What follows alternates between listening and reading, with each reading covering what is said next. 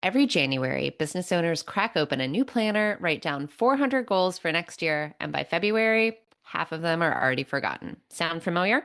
Today, we're breaking down the real difference between quarterly and annual planning, what each is great for, where they fall apart, and how to choose the version that actually fits your energy, your goals, and your business stage. Being an online business owner is full of ups and downs.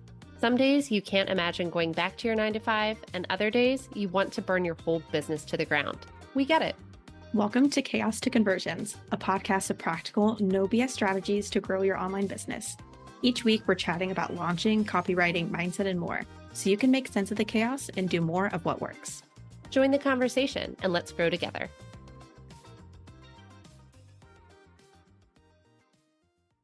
Hey everybody, welcome back to Chaos to Conversions. Branda and I are here together today to duke it out over what type of planning you should do in your business. If you should focus more on planning annually and like big picture all at one time, or if it's better to kind of break it down into smaller chunks like quarterly or maybe even month-to-month planning.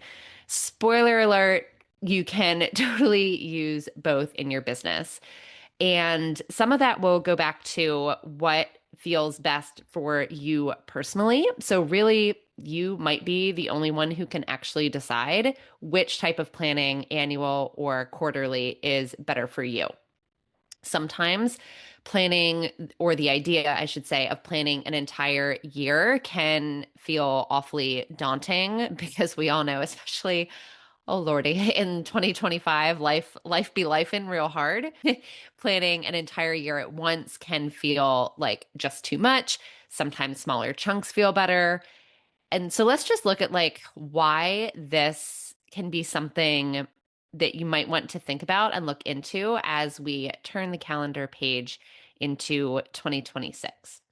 So I personally, though I will say I feel like I am converting Branda a little bit in my Wow, old age. I know. I'm impressed. In my old age and surprise for everyone. And as we get into 2026 and just life be life in 2025, I feel like I am moving a little bit away from annual planning, but I will still at this point in time stick my flag primarily in the annual kind of planning soil. That's the worst metaphor I've ever created. But when we think about annual planning, it's exactly like it sounds. You are setting your big picture goals for the next calendar year.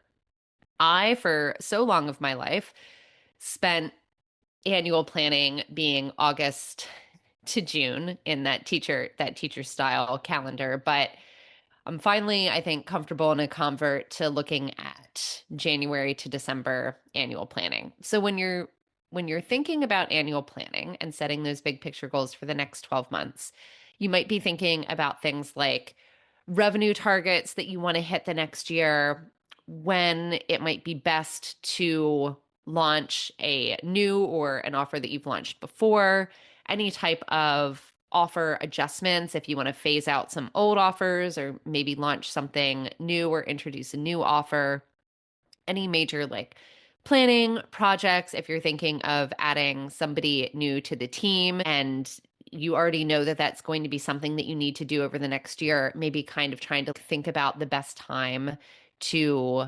address any sort of hiring needs, evaluating if you're comfortable with your time management.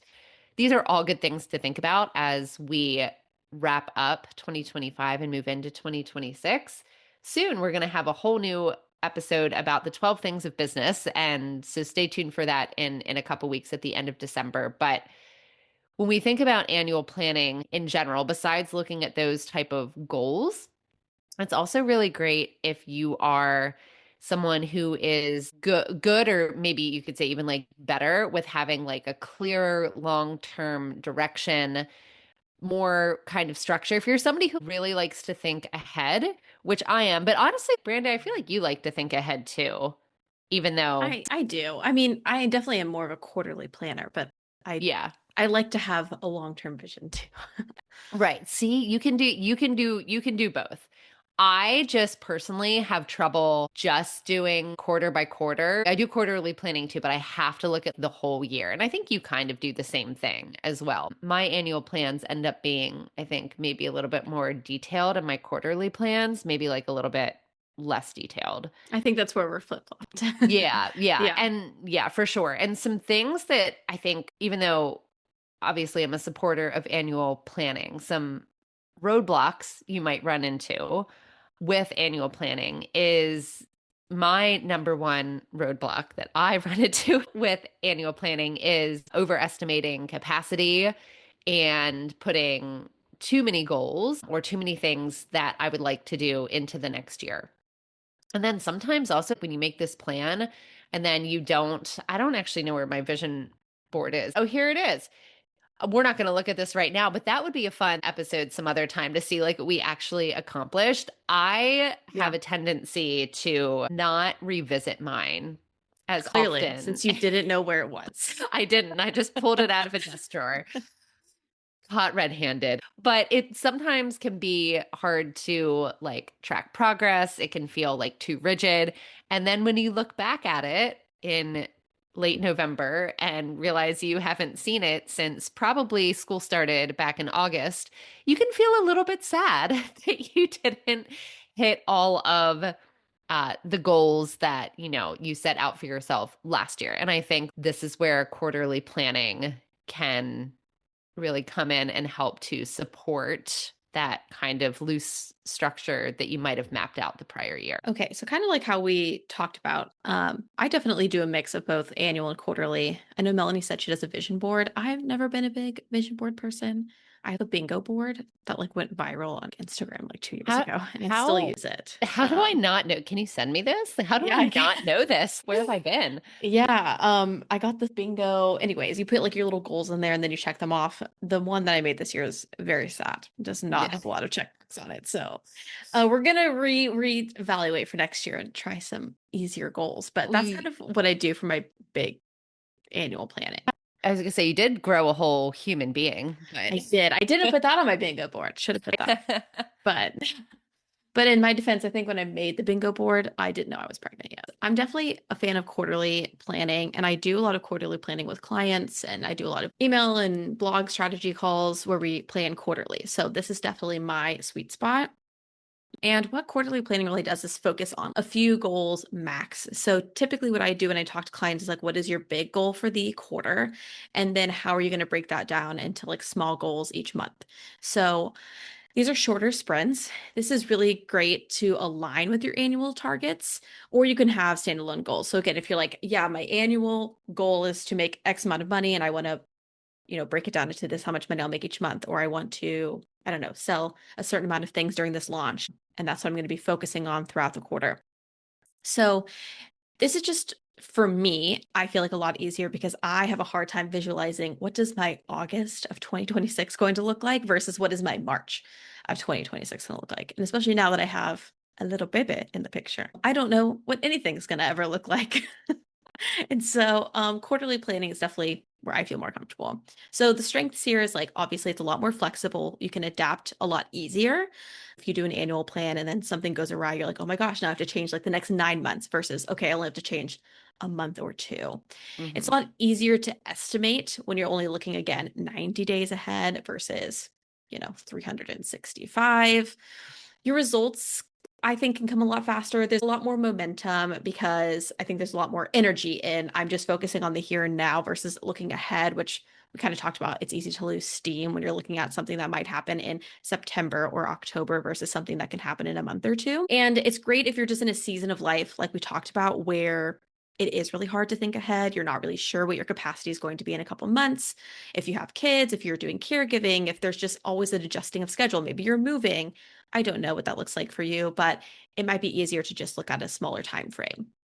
Where quarterly planning can have some weaknesses or have some downsides is it can be a little bit short-sighted. So if you aren't pairing a quarterly plan with an annual plan, you're just looking only at 3 months, it can kind of feel like you're getting these bursts and then you're like, okay, where next? There isn't this long-term goal that you're looking at. And so it can put you in a bit more of a reaction mode, which might not get your business to the place you want it to by the end of the year. It can also be hard to keep sight of those big goals if you're always looking at the short-term ones. And it can, if you're not someone who likes the planning aspect of, annual planning or quarterly planning, if you're like, I don't like sitting down and creating a plan, then yeah, it might feel a little bit tedious to you that you have to do planning now 4 times a year versus 1 time a year.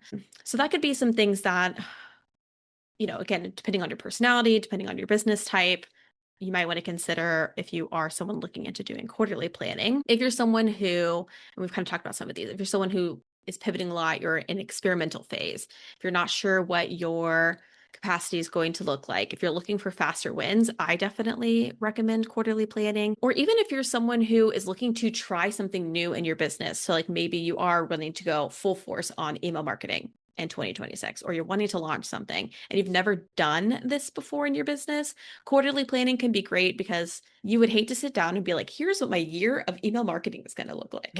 And then you do it for a quarter and you're like, actually, that didn't feel good for me. I didn't like it, or I need to like completely change the pace or change how I approach this. Then yeah, I would hate that you sat down and did all of that planning with that in mind. And now the goal is shifting. So that's something to kind of think about. Okay, so I think the major takeaway here is that both Branda and I support more of this hybrid method because it's kind of impossible to just do yearly plans and then just hope you hit all of your goals. And as Branda mentioned, when we're thinking about quarterly plans, it might feel like you don't have much of a direction because you don't have a yearly overarching kind of set of things that you're working towards. So really, if you can combine both of these methods together, I mean, I really think that that is for the best.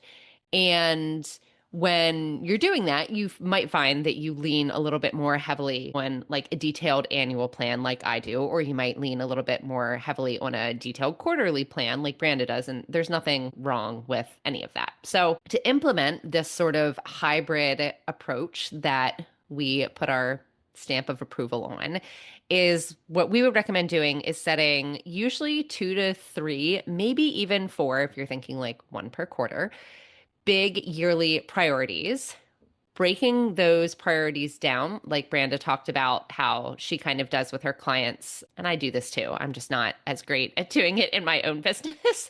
Isn't that the truth? As with other people's businesses, but breaking them down into quarterly or monthly sprints and then making it an actual priority to go back and look at the data, how you feel about how it's all going, and really do those check-ins throughout the year. So one example that I have, several of my clients have memberships, but one in particular, she really is driven to promote her membership at least once a quarter. It's always open and it's technically ever enrolling, but about once a quarter, we do something to draw extra attention to the membership. At the time of recording this, we're doing a membership push for Black Friday, and they're buying basically 2 months of the membership and getting a third month free. So that is the promo that we're doing with a set of emails. I mean, people could have joined the membership 2 weeks ago. And I mean, if they emailed, I'm sure we would give them the deal that we're running this week, but they could join at any point in October or November. But every quarter we do something like that. During the summer, we had an extra different type of content that's not traditionally in the membership. And if they joined during this time window in June, they got that added to their membership for it was a bonus. So there's little things that you can do throughout the year. We don't have all of that planned out for next year, like exactly what each promotion and what each push is going to be all 4 quarters of next year. We just know that we're going to promote the membership with some sort of bonus or special offer in probably January, June, September, and November next year. And we'll revisit and detail out those quarterly plans as we get a little bit closer. The same goes if you're not someone who has a membership or a course, maybe you sell digital products online. It's the same thing. So your annual plan might again look, I mean, again, it could be super detailed, but I imagine it being a little more broad when you're looking at this. So when are your best sellers throughout the year? Especially if you sell on like TPT and you're selling to teachers, obviously something like August and back to school time is going to be really big for you. So looking ahead is going to be pretty important in your business because you need to know how are you going to be revving up to those really high income moments for you. You can do promotions. You can look at, okay, what kind of blogs, what kind of content do I need to be producing this quarter to meet those higher demand parts of my year, or even like seasonal, right? So like January through March, you might be promoting certain types of products based on the season, based on what's selling best, things like that. So I think having both that annual lookout of where are the high points in my year, and also the quarter of how are you actually going to meet those high points in the year, what kind of content are you going to be creating, is really impactful. Thanks so much for hanging out with us today. So, just a quick little recap. We covered the difference between annual and quarterly planning, hit some of the highlights about when annual planning might be best for you versus when quarterly planning might work a little bit more in your favor, and then discussed a hybrid approach for planning your business goals for the upcoming year. And if you are interested in doing quarterly planning, I offer strategy sessions for both email and blogging. You can do 30-day plans or a 90-day plan. So if you're interested in that, I will leave a link in the show notes. Thanks so much for joining our conversation today. If you enjoyed this episode, please head to your listening app and leave a quick rating and review. If you're on Instagram, share this episode and tag us at Duxbury Digital and at The Relevant Collective. We'd love to hear from you. We'll meet you back here next Tuesday for more practical strategies to take your business from chaos to conversions.